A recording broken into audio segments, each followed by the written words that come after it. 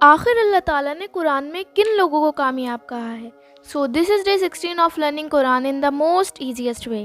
سو کل ہم نے ڈسکس کرا تھا سورہ البقرہ کے 13 رکوع کا سیکنڈ پارٹ، اینڈ آج ہم ڈسکس کریں گے سورہ البقرہ کا 14 رکوع.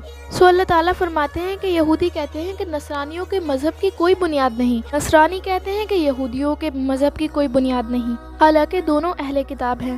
اور اب تو قرآن پڑھنے والے بھی یہ کہنے لگے ہیں کہ اللہ قیامت کے دن فیصلہ کرے گا. اور پھر اللہ تعالیٰ کہتے ہیں کہ جو لوگ اللہ تعالیٰ کے ذکر کو مسجدوں میں روکتے ہیں اور وہاں فساد کرتے ہیں وہ سب سے بڑے ظالم ہیں، ایسے لوگ وہاں داخل بھی نہیں ہو سکتے مگر ڈر کے ساتھ. اور پھر اللہ تعالیٰ کہتے ہیں کہ مشرق اور مغرب دونوں اللہ کے ہی ہیں، تم جدھر منہ کرو گے تمہیں اللہ ہی دکھائی دے گا، بے شک اللہ سب سے سننے اور جاننے والا ہے. اور عیسائی لوگ کہتے ہیں کہ اللہ کا ایک بیٹا ہے، لیکن ایسا کچھ بھی نہیں ہے، اللہ کا کوئی بیٹا نہیں.